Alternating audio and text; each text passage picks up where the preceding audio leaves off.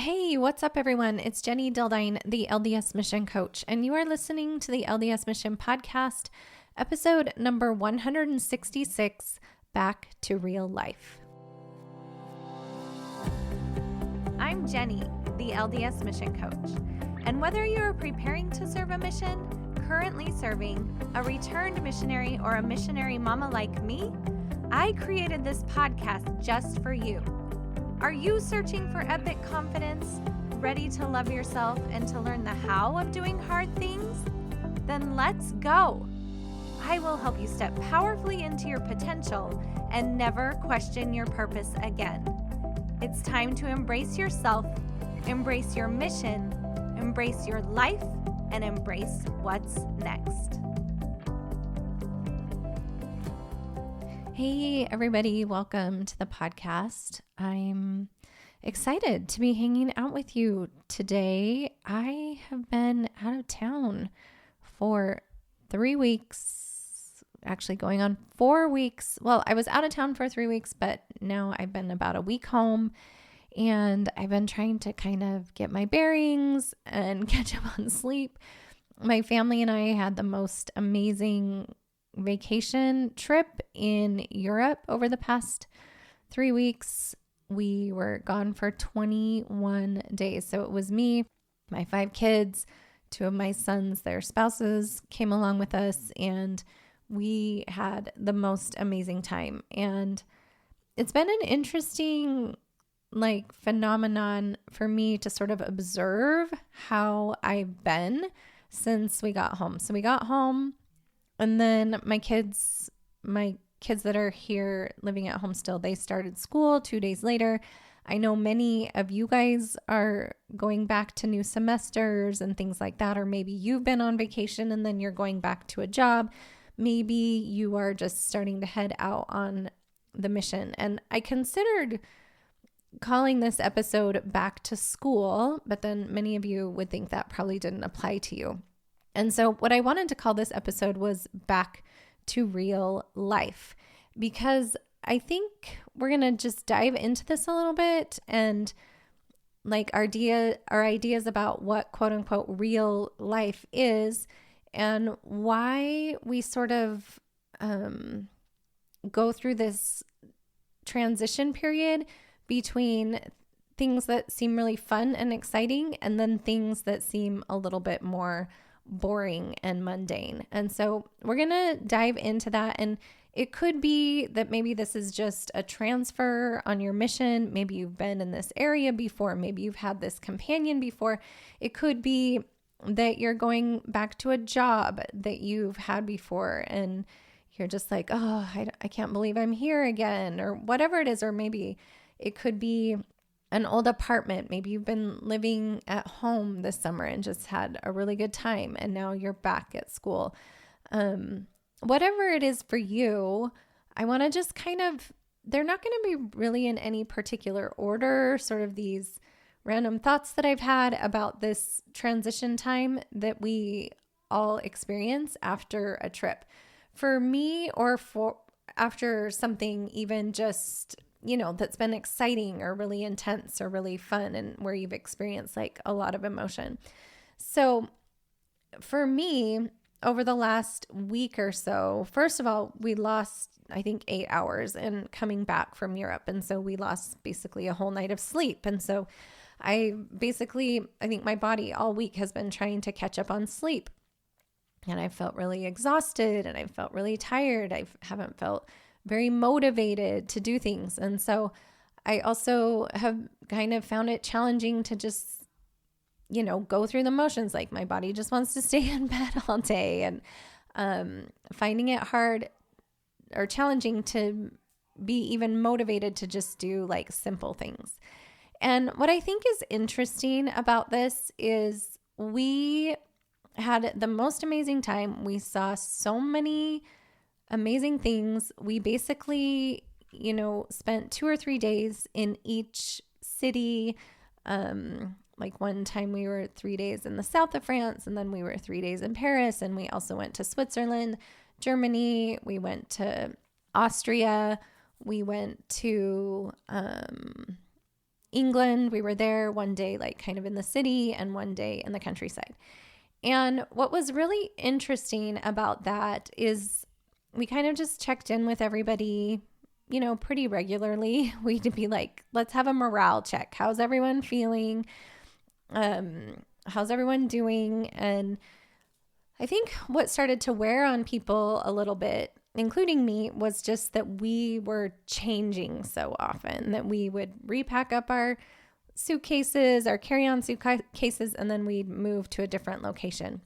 So while that was like super fun and exciting, right, to have the change of pace all the time, the change of scenery, the change of venue, the new cities, the new sites, new places to stay, new experiences, even though that is fun and exciting, at some point, it got to the point for many of us that it was like, oh gosh, what I really would like is just some consistency. I'd like to know what I'm going to eat for breakfast. I'd like to eat it at the same time every day. I would like to just have the normalcy of school or of my job. And so what many of us were starting to crave towards the end of the trip was that we were ready for quote unquote real life. We actually were starting to desire some monotony.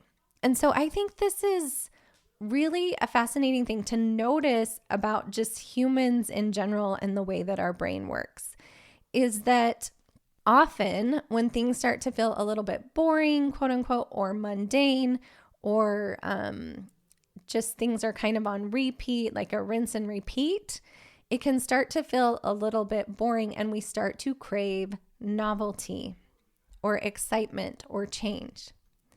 And at the same exact time is our brain doesn't really love excitement or novelty or change. And when we have too much novelty and change and inconsistency, our brain starts to crave the mundane and the certain. Okay. So what we need to know is that our brain likes both. Our brain likes what we call, quote unquote, just the mundane, back to real life. And our brain loves kind of the new adventures, the new horizons, the new growth, the new change. So depending on where you're at and what's coming up for you next, you might just consider, like, are you in a place where you're feeling like things are really mundane and you're ready for a little bit of excitement and change? Or maybe you're just brand new to the mission and there's so much excitement and change, you're ready for something to just be a little more like reliable and mundane. Now, the tricky thing is that even though these are just natural for us to sort of have these ebbs and flows between what feels like mundane and boring to really excitement and novelty, it's kind of tricky to sometimes navigate those two things and find a good sort of back and forth between these two things. It can be challenging to navigate that. At least that's what I found both on our trip and also coming home.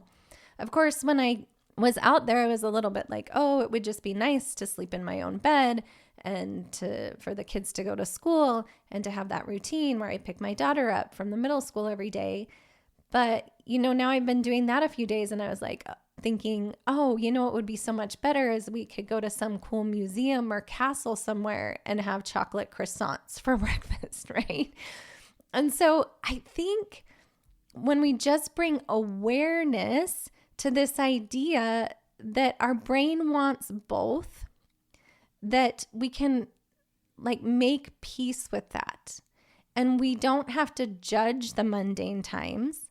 And we don't have to judge the times where everything feels a little bit too chaotic and a little bit too much. It's what I often call the 50-50, right? Sometimes we talk about 50-50 meaning happy or sad, but the same could be true for this idea of wanting this novelty and then also wanting certainty.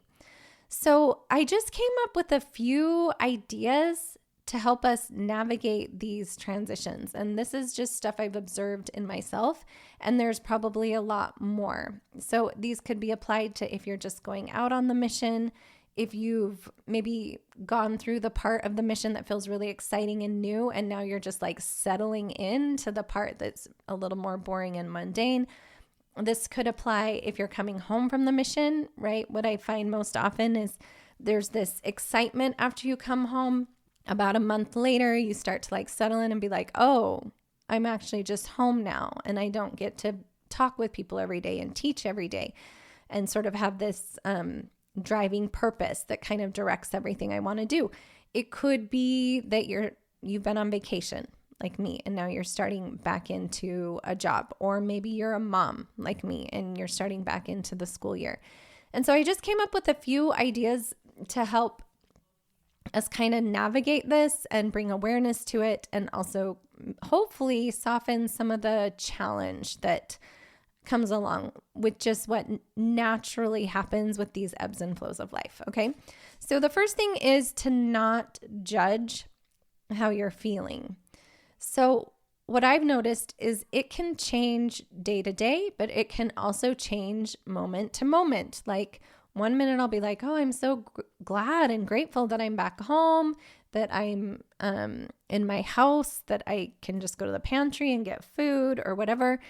And then the next moment I'm like, and I really miss like going to the museums and the castles and learning all of that history and having all of that novelty. And so wherever you're at, kind of in those two extremes, know that you kind of will ebb and flow through them. And to not judge any of it. If you're feeling kind of down because of the more mundane, the more boring, the more certain part of this cycle, that's okay. It's totally okay.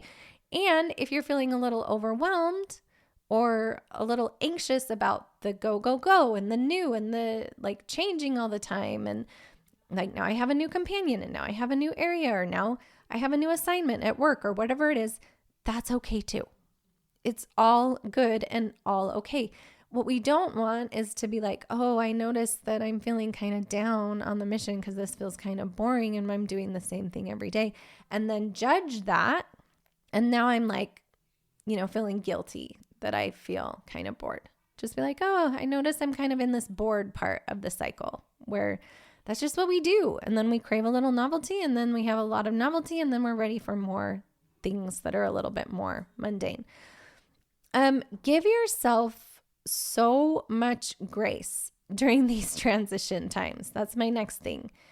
Sometimes these transitions between kind of coming off a high and then going into more of like a rest period or a lull, sometimes they take longer than we think. Sometimes we're in that rest or that lull longer than maybe we quote unquote want to, or that transition time takes longer for our brains to get used to that kind of mundane part again. Totally fine. Be kind to yourself through that. I've had to do that over and over the last week or so, is just like, oh, I noticed like, I guess I need another nap, or I guess I'm really feeling sad that I'm not on a trip with my kids anymore, or whatever. Sometimes it takes a little bit of time to get your brain and your body on board with what you're doing now. The same could be true if you've been sort of, just laying low and kind of things have been a little bit boring and mundane. Maybe you get asked to be a trainer, let's say on the mission, or maybe you get promoted at work. It might take you a little bit for your brain to get on board with like, oh, now we're doing this. Now we're doing something different. My daughter, for instance, she's gone into 7th grade, started 7th grade last week. And that transition takes some time. Like, of course, we wake up and we don't want to go to school. Or of course, we wake up and we're not wanting to work super hard on the mission or whatever it is. Give yourself so much love and grace through those time periods, and give your body and your mind time to work through that and to kind of bring your brain along to what it is you're doing now. Here's something interesting I was thinking about is maybe you want to notice kind of what your default tends to be. Like, are you super sensory seeking, excitement seeking? You never want to feel bored. You never want to be alone with your thoughts. Or are you kind of the opposite? Are you tend to like be more bored and be okay being alone with your thoughts, and you don't want excitement and transition? Okay. You don't want change. You don't want novelty, that you're very comfortable with things kind of always staying the same. Okay. What I was thinking about is it's kind of cool idea if you want to, and if it feels comfortable to do so. Well, it probably won't feel comfortable, but if it sounds like something fun you want to try, is if your kind of default is to want everything to stay the same and not have any change, maybe push yourself to try some things that are a little bit novel and new. Okay. And the person that is always just super wanting novel and new all the time, new experiences, perhaps try pushing yourself to not do something new and to let things be a little bit boring and mundane for a little bit. Because what I found actually is that being bored and things being a little bit mundane can be the catalyst to create something new, right? And then it's a cycle, because then when you're doing something new and exciting, that can be the catalyst to come back down and have a little bit of more things that are consistent and reliable. I think we all sort of understand that if things were constantly changing, that would be a hard thing. If it was constantly moving and constantly new and constantly a new apartment and constantly new roommates, that is kind of hard for our brains to wrap around. It's fun sometimes, and then it's fun to have things that are reliable and certain. And then after you've been reliable and certain, sometimes it's fun to change things up, like move the furniture around or try a new restaurant or whatever it is. Okay. So if you have a default, I think we all kind of do, where you feel the most safe, maybe play with pushing yourself a little bit in the area that you would like to grow. Okay. Here's another one. Be careful of categorizing certain things as this feels more mundane and this makes me feel more motivated and excited. Okay. So the reason this kind of came up for me is when I wrote the title to this podcast episode, Back to Real Life, that's what I assume most of us think of. Like, real life is boring and mundane, right? Quote unquote. And traveling Europe is exciting and motivating and novel. Okay. And I want us to just be careful of that, because then we kind of put ourselves in this little bit of a box where we don't get to then be open to the idea that maybe real life and my day-to-day life could be fun and exciting. Okay. So let me give you a couple examples. Like, real life doesn't have to equal mundane, because who gets to be in charge of that? Me. I get to be in charge of that. And your just day-to-day life on the mission doesn't have to be mundane. It can be exciting. You don't have to just wait for a zone conference or wait to be with other missionaries for your mission to be exciting.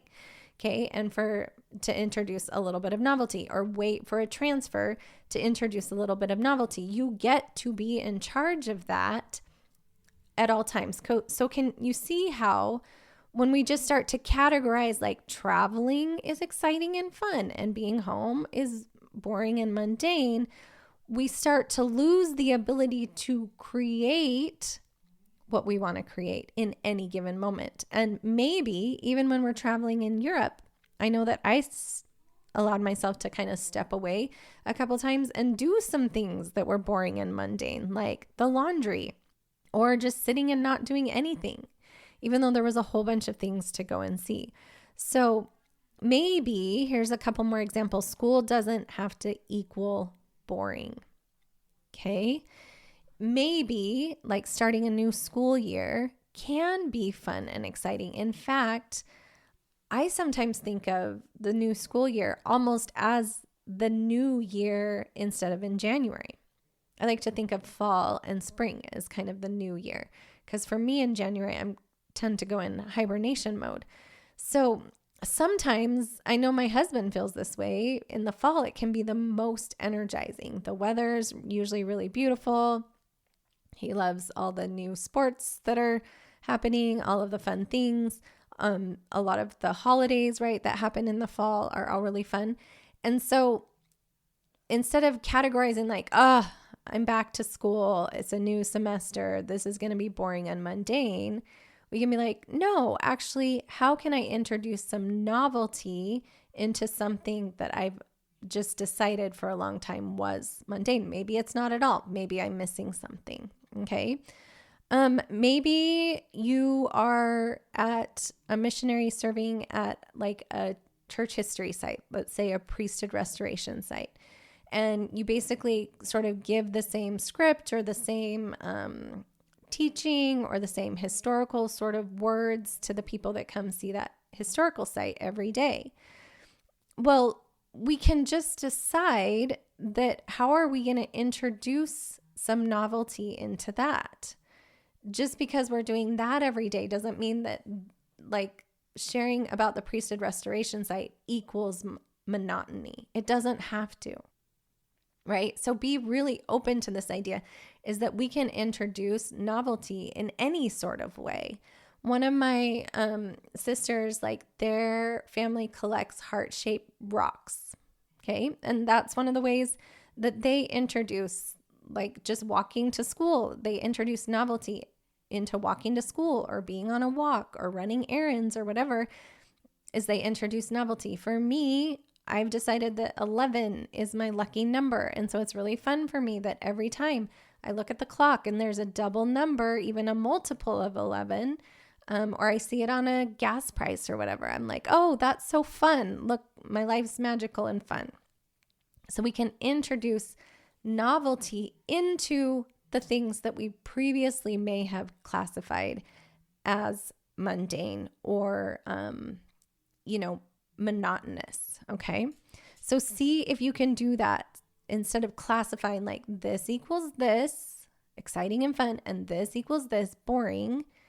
I mean, even homework, how can we take a little bit more ownership of that if you are ready for some novelty, introducing that? Or if you have so much change going on with transfers and things, how can you introduce something that feels more certain for you? Make sense? Here's something interesting I've also noticed, just to normalize this process, is that our brains and our bodies kind of like homeostasis, where we're not either super high, feeling super high as a kite, and we're not feeling super low either. And so our bodies will be constantly working to kind of bring us back to this baseline where we're not riding these emotional roller coasters every day. And so one thing I think it's important to notice is that if we've had a really high, right, like I've had with my trip, it's normal for our brains to kind of to pull us back down to reality, and we might dip below kind of a baseline a little bit. I've noticed that for me. I've been feeling a little bit low or low energy. I actually talked to a missionary today, a returned missionary too, who is like, yeah, I mean, I was just on the highest high on my mission, and now I'm feeling a little bit kind of down and low. And I'm like, yeah, that makes sense. Just know that that is something, a phenomenon that can happen, right? It's sometimes we call it like a post-trip hangover, or my sisters and I call it re-entry, where it's just like, I don't know if I want to do any of this, right? And I'm not sure if I'm up for doing the laundry and doing my homework and going back just on what sometimes can feel like the hamster wheel. So just know that that's totally normal, especially if you've experienced something big. And I also mentioned coming home from your mission, that that's really exciting and you've worked towards it, and here you are, and here's your family and all these new and exciting experiences. It's totally fine and normal that you would dip down to a little bit of a low, and before you come back to more of a homeostasis level.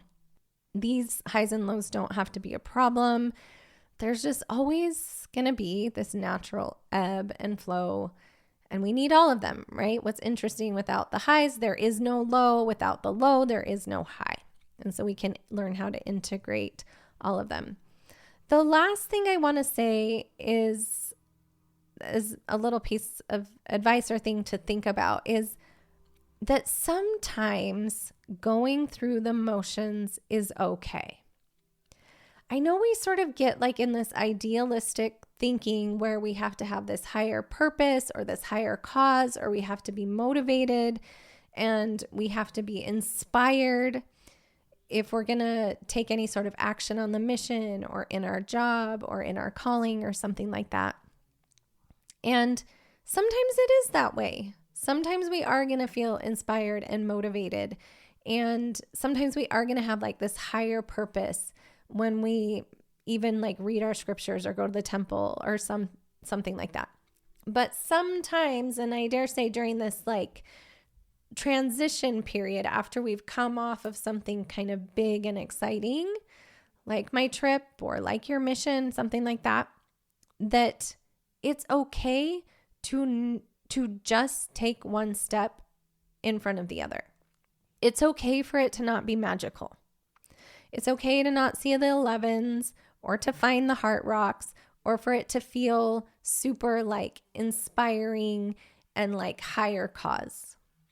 Okay? It's okay to just hit record on this podcast. In fact, if I'm being really honest, I've sort of wrestled with this over the last 24 hours. I knew that I was going to record a podcast. I knew that I had to get one to my assistant, but my brain was like, but wouldn't we rather be in Paris? And just trying to like find the motivation and the inspiration. And you know what I just finally decided is like, it's okay for me to just hit record and share my experience with you. It's okay for you to just go tracting. It's okay for you to just meet people. It's okay for you to teach a lesson. It's okay for you to show up at work or in your family and just be doing it out of going through the motions. And then looking back on it, you will be so glad you did, because sometimes that's what momentum, if we're going to create momentum, I have a whole podcast about creating momentum, but if we're going to create that, it requires us taking those steps. It requires us taking the action. And then once we're in the action, that momentum, that excitement, that inspiration will start to flow. And being honest with you, and this is like a real-time experiment. When I pushed record, I didn't know if I'd find it, and here we are. And I am feeling inspired, and I am wanting to speak to you, and I am wanting to share these things with you, and it feels important, and it feels like there's a purpose. So looking back, just taking the steps, just going through the motions matters a lot. There's been many times over the past, am I at 4 years now recording this podcast? Let's see, 166, or more like 3.5 years, probably something like that. That I didn't want to hit record, that I didn't want to go through the motions, that I wasn't feeling inspired. But looking back at what I've created by just going through the motions on those days, it matters, and it's so valuable. So give yourself the gift of just being like, you know what, I'm not feeling that inspired today, but I'm still going to show up. I'm not feeling like this overarching like purpose of the mission to bring people to Christ, but I'm still going to show up. Or I'm not feeling like this vision that my company has in my job. I'm not really feeling that today, but I still am going to show up and go through the motions. You're going to be so glad looking back that you did, because even those small actions, small and simple things add up over time. Okay. The last thing I want to share with you is, so we got back and we have a couple little fun projects going on. We're building a parade home. My husband's a builder here in Boise area. And so we put a parade home in the ground, and my husband and I kind of designed it together. So that's kind of fun. So we were driving up to look at this foundation that they'd put in the ground. And one of my husband's and my like quote unquote, one of our songs has been Where the Green Grass Grows by Tim McGraw. And the chorus goes, I'm going to live where the green grass grows. And in my mind, all these years, I pictured like, oh, I'm going to live somewhere where the green grass actually grows, where I feel inspired, where I feel fulfilled, where I feel excited, where like there's always green grass. And for some reason, as we were driving up to look at this and having just come off this amazing trip with our kids, that line of that song brought a new meaning to me. And I never considered it before. Remember this term where people say the grass is always greener on the other side of the fence, right? And so we could have a tendency to be like, oh, I'm just home. I'm going through the motions. I wish I could go travel the world, right? And then when we're traveling the world, we think, oh, you know what would be better is if I was just home and could have my own bed and could have my own schedule and could have my own space, right? Or if we're in school, what's interesting at the end of the year last year in May, like all we wanted to do was have no schedule and to just do nothing every single day. But then August comes around or September comes around, we're like, oh, I can't wait to have a schedule, right? And so we can live our lives like this. We can live our lives wanting novelty and then being in novelty and wanting certainty and then being in certainty and wanting novelty. Or we can just live where the green grass grows, which is never thinking that the green grass is on the other side of the fence.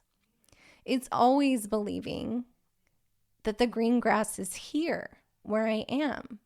The green grass is going to school every day. The green grass is doing laundry. The green grass is making contacts on the mission and trying to meet your goals. The green grass is the boring parts and the novel parts. It's the monotonous parts and the exciting parts. But you just have to choose to believe that where you are, whatever part of the cycle you're in, is the green grass. And so for me, real life, this idea of like back to real life, it's all my life, all of it. The schooling, employment, missions, workout, repeat, right? School, employment, missions, workout, repeat, all of it. Like we just are doing it over and over and over again. And it's all good. And it's all green grass. We just got to choose to see it that way. So maybe you want to be like me and you want to just decide that like even the monotonous parts, right? The more boring parts, the more lows, like kind of that low area that we have after we've done something really exciting, that's the green grass too. Maybe we just want to decide, I want to live where the green grass grows. And that's wherever I'm at today. I don't know. I just love this idea that the green grass is here. And so don't judge it if you're feeling bored or monotonous, and don't judge it if you're feeling overwhelmed by the novelty and the excitement. Be kind to yourself through all of it, but remember too that it's all green grass. It's your life. It's your life. It's your mission, and you're going to make it what you want to make it. Okay?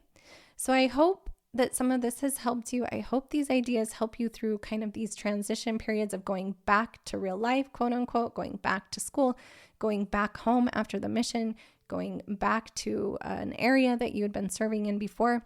And I hope that you can create green grass right where you are. Okay? Sending you so much love, and thanks always for kind of being here and for being a part of my world and a part of my community.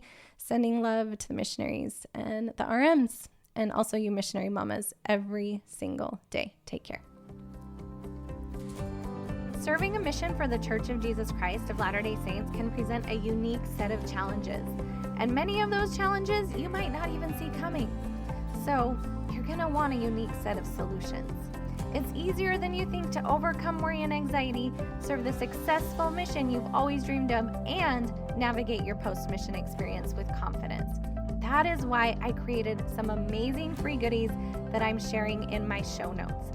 Maybe you'll want to grab the free training for preparing missionaries, my video course for RMs, or maybe you and I should hop on a free strategy call. If you're ready to take your preparedness to serve or your preparedness to come home to the next level, then go grab one of those freebies. And in the meantime, no matter which part of the mission experience you are involved in, just know that Jenny, the LDS mission coach, is thinking about you every single day.